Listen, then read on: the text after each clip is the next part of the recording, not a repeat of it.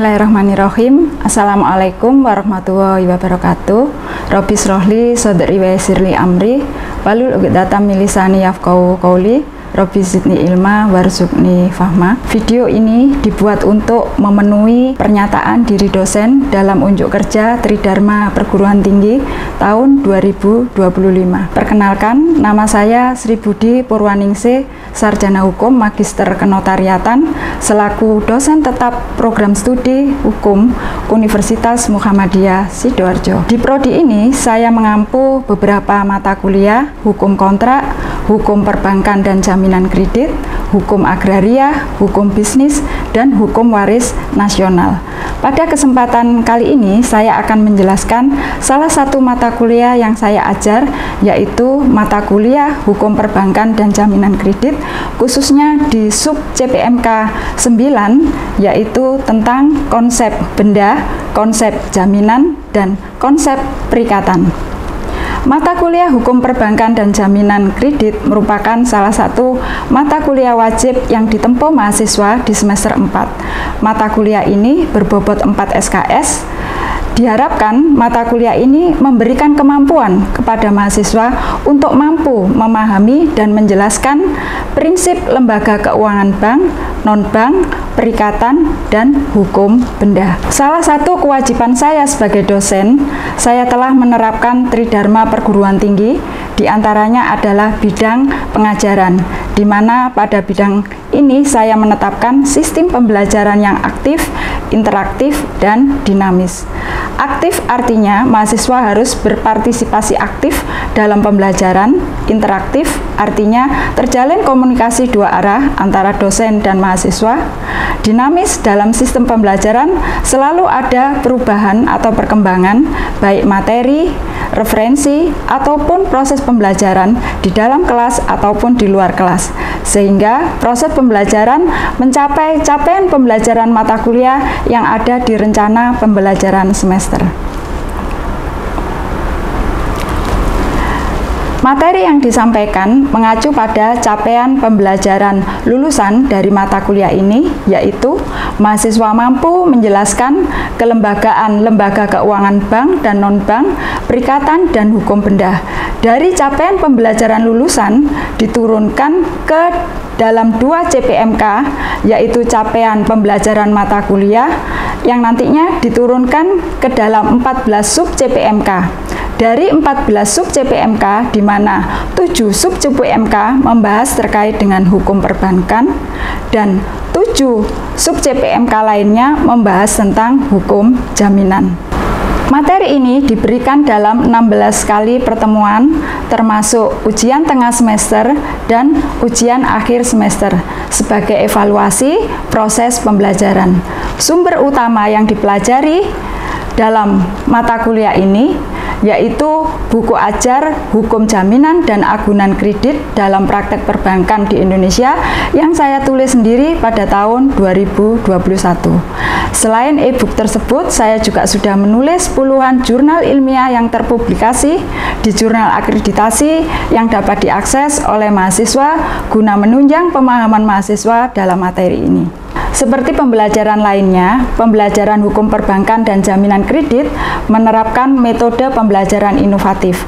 Ada 3 metode pembelajaran yang saya terapkan di mata kuliah hukum perbankan dan jaminan kredit, yaitu pemaparan konsep di awal sebelum masuk, metode studi kasus atau case based learning atau bedah kasus. Kemudian untuk keseluruhan penugasan mahasiswa, saya menggunakan metode PBL atau project based learning yang dikerjakan mahasiswa dalam 1 semester. Khusus metode PBL ini dalam sistem evaluasi pembelajaran di Universitas Muhammadiyah Sidoarjo masuk sebagai salah satu komponen penilaian. Adapun penilaian yang lain yaitu presensi, partisipasi, kuis, UTS, UAS, dan tugas. Demikian yang bisa saya sampaikan sebagai gambaran dari sistem pembelajaran, termasuk di dalamnya metode pembelajaran mata kuliah hukum perbankan dan jaminan kredit. Semoga bermanfaat. Wassalamualaikum warahmatullahi wabarakatuh. Selanjutnya, simak video pembelajaran berikut ini. Bismillahirrahmanirrahim. Assalamualaikum warahmatullahi wabarakatuh. Waalaikumsalam warahmatullahi wabarakatuh. Pada kesempatan siang hari ini, Bu Budi akan memberikan materi mata kuliah Hukum Perbankan dan Jaminan Kredit. Ini diberikan kepada mahasiswa semester 4 dengan bobot SKS 4. Materi ini akan dibagi menjadi 2. Sebelum UTS, nanti saudara akan mendapatkan materi terkait hukum perbankan. Setelah UTS, saudara akan mendapatkan materi hukum jaminan. Nah, sebelum perkuliahan ini dilanjutkan, silakan ketua kelas bisa memimpin berdoa terlebih dahulu. Sebelum mulai perkuliahan hari ini, mari kita berdoa. Doa dimulai. Doa selesai. Baik, mata kuliah hukum perbankan dan jaminan kredit ini yang merupakan mata kuliah wajib, dan juga di sini disyaratkan saudara sudah menempuh mata kuliah hukum perdata. Nah, hukum benda itu ada di buku berapa? 2. Ada buku 2. Selain buku 2 yang ada kaitannya dengan hukum perbankan dan jaminan, itu adalah materi di buku 3 BW atau KUH Perdata. Buku 3 tentang apa? Perikatan. Tujuan pembelajaran yang pertama, mahasiswa mampu menjelaskan konsep hukum benda. Yang kedua, mahasiswa mampu menjelaskan konsep hukum perikatan. Dan yang ketiga, mahasiswa mampu menjelaskan konsep hukum jaminan. Ya. Dan yang terakhir, mahasiswa mampu menganalisis dan memecahkan permasalahan terkait dengan kasus kredit dan jaminan dalam praktek perbankan. Sebelum ke materi konsepnya, Bu Budi akan memberikan fenomena ya terkait dengan eksekusi jaminan kredit. Ya, saudara tahu di materi sebelumnya, di pertemuan ke-5 sebelum UTS, saudara sudah mendapatkan materi tentang kegiatan usaha bank, yaitu memberikan kredit atau memberikan pinjaman. Prinsip yang dikenal di dalam pemberian kredit, masih ingat materinya Bu Budi? Nah, masih ingat prinsip 5C dalam pemberian kredit? Ingat, Bu. Mas Dika, silakan. Ada 5C, yakni yang pertama karakter, yang kedua capacity, yang ketiga kapital, yang keempat kolateral atau jaminan, dan yang kelima condition of economy. Ya, baik. Prinsip 5C ada karakter. Karakter ini terkait dengan watak daripada debitur ini seperti apa. Ya, bank ini harus melakukan analisis. Ya, karakternya baik atau karakternya ini tidak baik. Bank harus menganalisis dari aspek kapasitinya, kemampuan. Apakah debitur ini punya pengalaman dalam mengelola usahanya? Dari pengelolaan usaha itulah yang menjadi sumber daripada pembayaran utangnya debitur kepada bank. Ketika akan mengajukan kredit ke bank, ini harus sudah punya modal awal, bukan modal pinjaman. Ketika akan mendirikan usaha, apakah debitur ini punya kapital atau punya harta kekayaan yang nantinya dari harta kekayaannya ini bisa dijaminkan, yaitu masuk pada prinsip C yang keempat, yaitu kolateral atau jaminan. Tujuan daripada jaminan ini adalah untuk memberikan kepastian bagi kreditur atau bank untuk menerima kembali pinjaman yang sudah disalurkan kepada debitur ketika debitur gagal bayar. Atau istilah hukumnya apa gagal bayar? Buan prestasi. Kenapa bank melakukan eksekusi jaminan? Kenapa? Karena debitur kenapa ini? Macet kreditnya. Bank ini ya eksekusi itu salah satu yang dilakukan bank ketika debiturnya buan prestasi. Di sini diatur di Undang-Undang Nomor 10 tahun 1998 ya, tentang perubahan Undang-Undang Nomor 7 tahun 92 tentang perbankan ya. Yang kedua di buku 2 BW ya, terkait dengan benda. Buku 3 BW terkait dengan perikatan atau perjanjian ya, yang mengatur hubungan hukum antara bank dengan debiturnya. Bank kalau memberikan pinjaman ya tidak ada jaminan, ini belum memberikan kepastian hukum ya, apakah nantinya kredit yang disalurkan ini akan kembali ya, karena risikonya cukup tinggi bagi bank. Kalau kreditnya ini dari lancar menjadi macet, nah ini termasuk bank bisa, dampaknya bank bisa gagal bayar.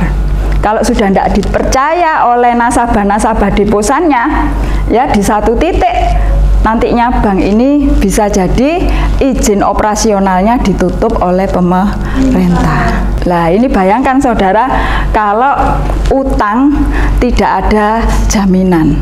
Bank dalam memberikan pinjaman ini harus meminta agunan. Jadi kalau di istilah perbankan ini, jaminan itu diistilahkan dengan agunan.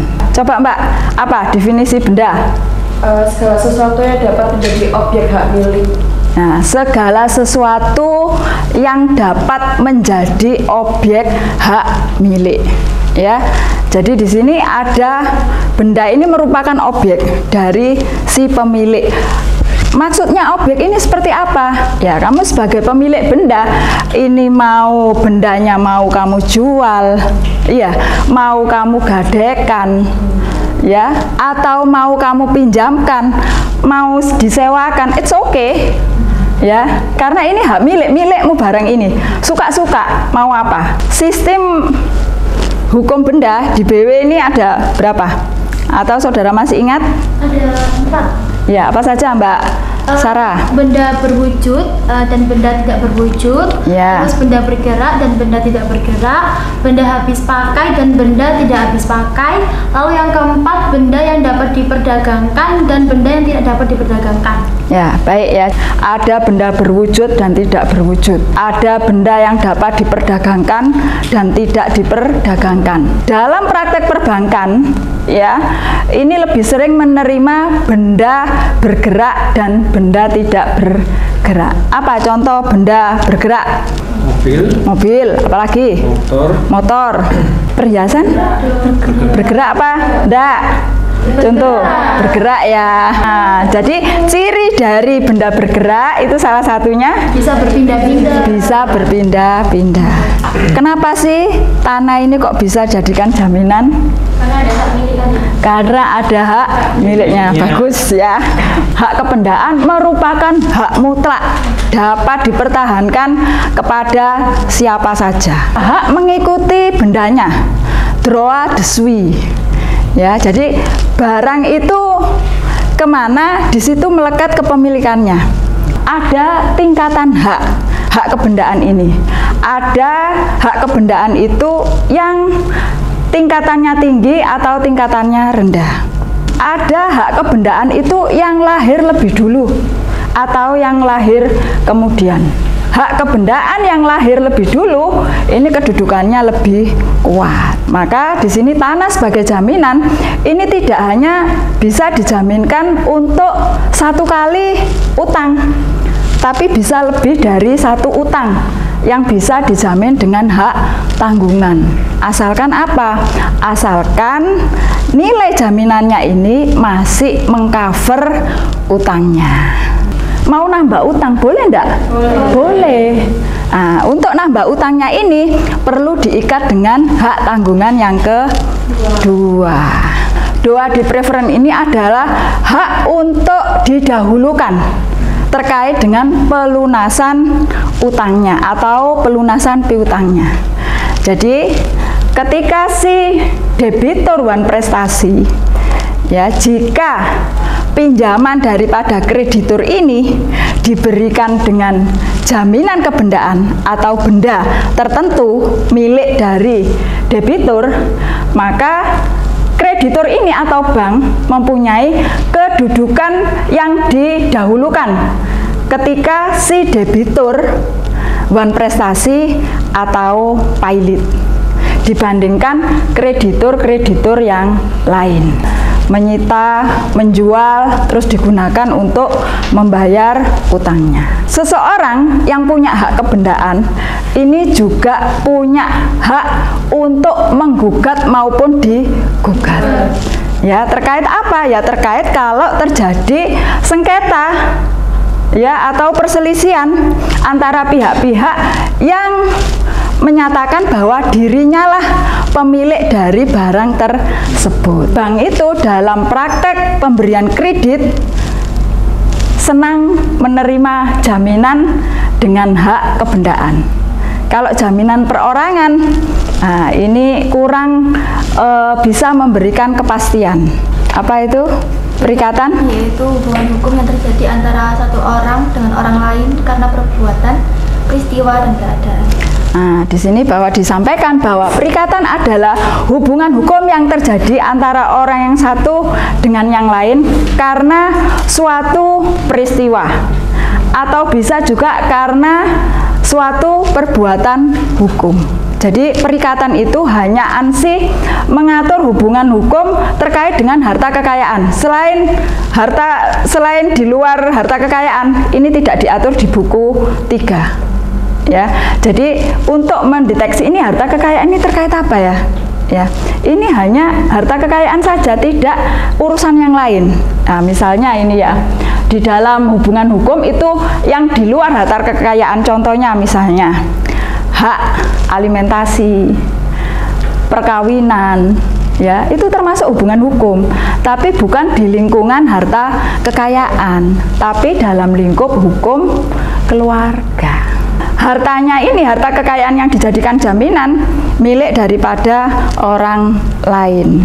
Ya, nah, maka di sini nanti bisa jadi yang memberikan jaminan itu adalah pihak keluarganya. Pihak-pihak dalam perjanjian kredit siapa saja?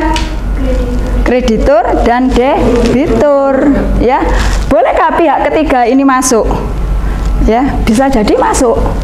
Ya, ini tadi yang Bu Budi sampaikan, ketika si debiturnya tidak punya jaminan, tapi ada orang lain ya yang menjamin daripada utang si debitur.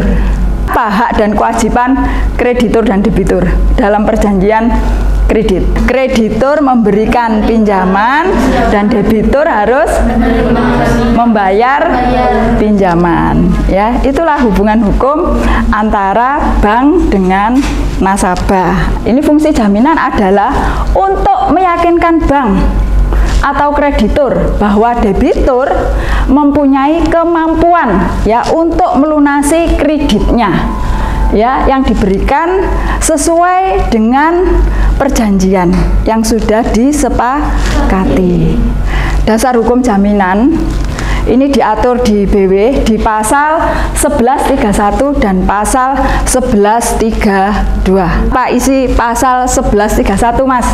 Itu isi pasal 1131 yaitu segala kebendaan si berutang baik yang bergerak maupun yang tak bergerak, baik yang sudah ada maupun baru akan ada menjadi tanggungan jaminan untuk perikatan-perikatan perorangan debitur itu. Segala kebendaan si berutang. Siapa yang berutang? Debitur. Segala kebendaan. Nah, ini kalau di hukum jaminan pasal 1131 BW ya atau KUH Perdata ini termasuk jaminan umum. Apa itu jaminan umum? Yaitu jaminan yang tertuju pada seluruh harta kekayaan debitur. Pasal 1132. Silakan, Mbak. Kebendaan tersebut menjadi jaminan bersama-sama bagi semua orang piutang yang mengutangkan kepadanya. Pendapatan penjualan benda-benda itu dibagi-bagi menurut keseimbangan piutang masing-masing, kecuali apabila di antara para berpiutang itu ada alasan-alasan sah untuk didahulukan. Nah, baik. Saudara tahu dalam praktek bisa jadi debitur ini utangnya nggak hanya satu kreditur, iya kan? Bisa jadi satu debitur ini utang pada 5 kreditur. Nah, maka ketika macet atau tidak bisa membayar debitur, nah ini jaminan apa yang bisa dikuasai oleh si kreditur ketika debitur wan prestasi dan tidak memberikan jaminan khusus. Maka disinilah fungsi daripada jaminan umum, jaminan atas seluruh harta kekayaan debitur. Yang ini menjadi hak daripada seluruh kreditur. Krediturnya nggak ada yang didahulukan. Ini perlu saudara garis bawahi. Benda-benda tertentu milik debitur. Ya, yang memberikan kedudukan preferen atau didahulukan piutangnya ya bagi kreditur di antara kreditur lainnya. Ya, artinya apa? Artinya bank ketika pinjamannya ini diberikan jaminan benda tertentu milik debitur, maka kedudukan kreditur ini menjadi kreditur preferen. Ketika debitur wan prestasi, maka utangnya yang didahulukan adalah utang yang dijamin dengan benda tertentu tersebut. Nah, ini berbeda ketika Mbak Dita menentukan satu jaminan yang dijadikan jaminan utang. Nah, maka ketika Mbak Dita tidak bayar ya dan memberikan jaminan benda tersebut, maka ketika Mbak Dita tidak bayar, bank ini bisa mengeksekusi jaminan yang diberikan pada saat pengikatan kredit. Misalnya yang diberikan sepeda motornya, ya bank langsung bisa mengambil ya sepeda motornya tadi sesuai dengan yang dijadikan jaminan ini sepeda motor yang mana misalnya. Ya ini berbeda ketika diberikan dengan jaminan umum. Kita masih mencari-cari, ya mengidentifikasi. Loh ini barangnya ada di rumahnya Mbak Dita, tapi benar enggak ini miliknya Mbak Dita?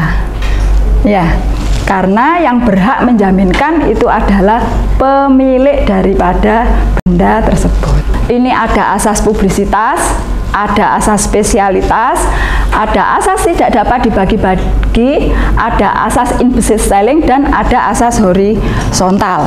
Ya, asas publisitas, semua hak jaminan harus didaftar. Asas spesialitas, ya, atau asas yang spesial, yang khusus, ini dibebankan atas persel atau barang-barang yang sudah terdaftar. Asas tidak dapat dibagi-bagi, ya, bahwa barang yang dijadikan jaminan ya ini tidak dapat dibagi-bagi, harus dijaminkan secara utuh atau keseluruhan. Asas implicit styling, yaitu asas jaminan harus berada di tangan penerima jaminnya. Ini khususnya untuk jaminan gadai. Jaminan gadai, barang yang digadaikan oleh si debitur itu harus dalam penguasaan kreditur. Itu yang dimaksud dengan asas implicit styling. Asas horizontal, ya, bangunan dan tanah tidak merupakan satu kesatuan. Ya, jadi di dalam prinsip horizontal ini, misalnya ini ada tanah, di atasnya ada tanaman misalnya pohon jati, ya, pohon jati. Nah, maka bisa jadi yang dijaminkan ini hanya tanahnya dengan hak tanggungan. Sementara pohon jatinya ini bisa diikat atau dijaminkan dengan fidusia. Ya, ada jaminan kebendaan dan juga ada jaminan perorangan. Jaminan kredit ini bentuknya ada bisa perorangan, bisa jaminan kebendaan. Nah, khusus untuk jaminan perorangan ini diatur di 1820 BW. Ya, suatu persetujuan di mana pihak ketiga demi kepentingan kreditur mengikatkan diri untuk memenuhi perikatan debitur bila debitur tidak memenuhi perikatannya atau wan prestasi. Ya, jadi hubungan hukum antara kreditur dengan debitur ini tidak saja hubungan hukum dua pihak, tapi bisa lebih dari dua pihak. Ya, contohnya ketika di sini ada pihak ketiga yang dengan sukarela mau menjamin utangnya daripada si debitur. Ini yang disebut dengan jaminan perorangan. jaminan kebendaan ini berupa kekayaan debitur atau pihak ketiga yang telah sepakat dijadikan sebagai penjamin untuk menjamin pelunasan daripada debitur. Sampai di sini ada yang bertanya, karena saudara sudah paham terkait dengan teori dan konsep-konsepnya. Sekarang kita lanjutkan dengan studi kasus, ya, case based learning. Ini ada 2 kasus yang bisa nanti saudara pecahkan. Ibu minta dibagi menjadi 2 kelompok. Kelompok berapa? 2. Kelompok 2. Yang sebelah kiri kelompok 1, ya.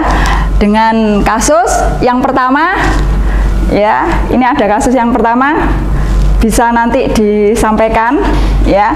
Dan kasus kedua di sini sudah Ibu sampaikan pertanyaannya seperti apa, itu yang nanti bisa saudara diskusikan dengan kelompok saudara. Baik, silakan saudara ngumpul dengan kelompoknya masing-masing untuk mendiskusikan kasus 1 dan kasus 2-nya. Ini pertanyaannya kelompok berapa? 2? Apa? Disampaikan biar temannya ini tahu ya kasusnya apa. Untuk kasus kedua, Nyonya Happy bergerak di bidang catering membutuhkan tambahan modal untuk biaya operasi usahanya.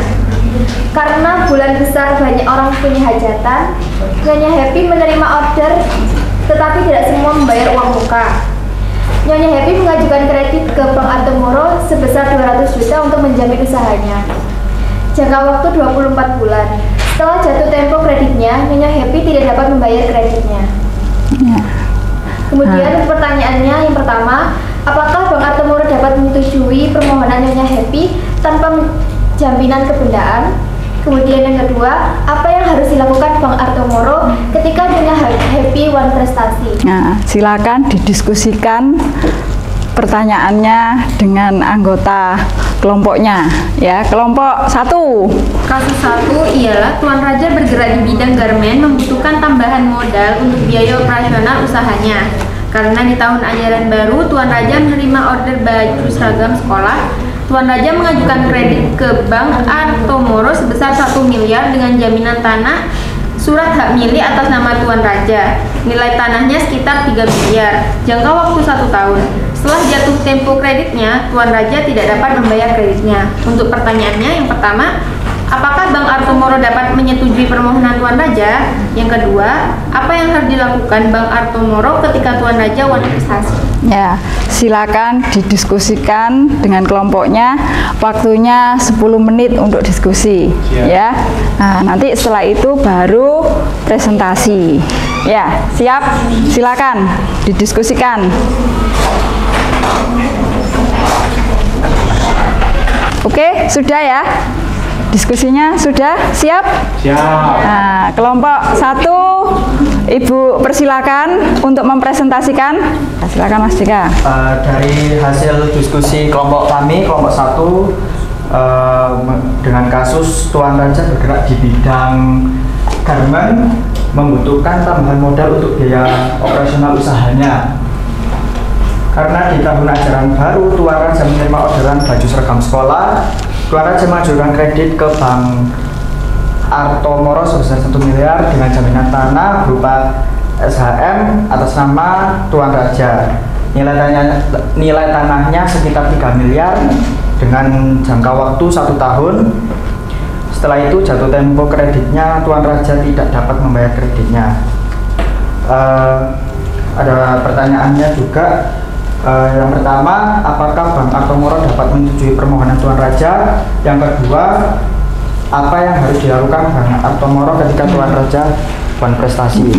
Dari hasil diskusi kelompok kami, jawaban untuk yang nomor pertama, Bank Artomoro menyetujui permohonan kredit Tuan Raja berdasarkan analisis menggunakan prinsip 5C, yakni karakter, capacity, kapital, koretal atau jaminan, dan yang terakhir condition of economic. Karena dalam pengajuan kreditnya, Tuan Raja memberikan jaminan berupa tanah SHM yang nilainya cukup besar sehingga mengcover utangnya. Dan untuk jawaban yang nomor 2, Bank Atomoro dapat menyita dan mengeksekusi atau menjual jaminan tanah SHM guna melunasi utang Tuan Raja yang sudah jatuh tempo dan tidak bisa membayar atau melunasinya. Ya, bagus ya. Kita kasih aplaus buat Mas Dika. Ya, silakan Mas Dika duduk kembali.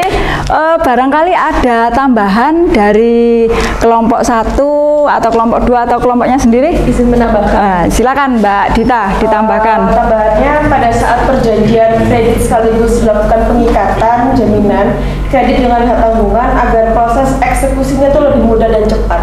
Gitu ya. Jadi tambahan dari Mbak Dita bahwa pengikatan SHM-nya menjadi jaminan ini harus diikat dengan hak tanggungan agar nanti eksekusinya ini lebih mudah dan cepat. Ya, berikutnya silakan kelompok 2. Baik, berdasarkan pembahasan dari kasus kedua sudah kami diskusikan dari kelompok kami mengenai pertanyaan pertama, persoalan yang pertama, apakah Bank Atomoro dapat menyetujui permohonan Nyonya Happy tanpa jaminan kebendaan? Bank Atomoro dapat menyetujui pinjaman yang diajukan Nyonya Happy asalkan Nyonya Happy bisa memberikan jaminan perorangan guna menjamin utangnya. Kemudian persoalan yang kedua, apa yang harus dilakukan Bank Atomoro ketika Nyonya Happy uang prestasi? Jadi Bank Atomoro dapat meminta pelunasan utang Nyonya Happy kepada penjaminnya atau jaminan perorangan guna melunasi utang Nyonya Happy berdasarkan jaminan perorangan atau dengan kata lain Borto ya. Baik, kita kasih aplaus buat Mbak Anggun. Ada tambahan untuk kelompok 2 yang mau menambahkan jawabannya dari anggota yang lain. Siapa yang mau menambahkan? Ya, Mbak Lia, silakan Mbak Lia. Bank Atomoro dapat meminta jaminan benda bergerak seperti perlengkapan catering kepada Nyonya Happy karena benda bergerak itu termasuk juga perlengkapan catering. Ya, jadi di sini perlengkapan catering itu termasuk barang bergerak. Dan di dalam praktek perbankan jaminan barang bergerak itu bisa diterima ya sebagai jaminan kredit atau jaminan utang ya. Baik, dari 2 kasus ini bisa Bu Budi simpulkan ya bahwa dalam praktek bank memberikan pinjaman, bank ini bisa menerima ya agunan baik itu benda jaminan hak kebendaan maupun hak jaminan perorangan. Nah, untuk hak jaminan kebendaan yang bisa dijaminkan ini baik benda bergerak maupun benda tidak bergerak. Ya, kita kasih aplaus untuk semuanya di materi ini. Ya, baik. Sebelum menutup mata kuliah hari ini ya, konsep hukum benda, konsep hukum perikatan dan konsep hukum jaminan menurut KUH Perdata dari pembelajaran yang sudah Ibu sampaikan. Nah, Ibu minta ini ya, ada untuk merefleksi kegiatan pembelajaran hari ini ya dengan metode case based learning.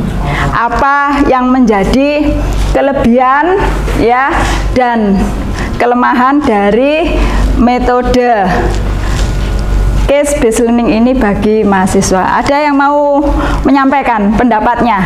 Menurut saya di mata kuliah ini saya belajar banyak sekali hal seperti perbankan, terus juga jaminan kredit, lalu termasuk juga penyelesaiannya juga. Jadi bukan cuma belajar teorinya aja, tapi juga aplikasinya di masyarakatnya juga gitu. Terus saya tuh bersyukur banget soalnya di sini tuh metode yang belajar tuh bukan cuma teori, tapi juga dijelasin juga kasus nyatanya, terus juga yang ada di masyarakat seperti itu. Kalau boleh saran, saya berharap mahasiswa bisa juga mengusulkan kasus dari pengalaman sendiri seperti itu, Ibu. Ya, baik, terima kasih atas penilaian ya, atas pembelajaran di pagi hari ini.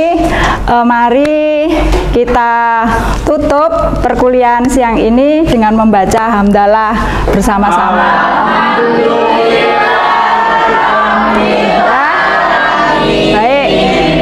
Sebelum Ibu tutup ya, semoga materi yang Bu Budi sampaikan hari ini bisa saudara pahami dengan baik. Terima kasih. Wassalamualaikum warahmatullahi wabarakatuh.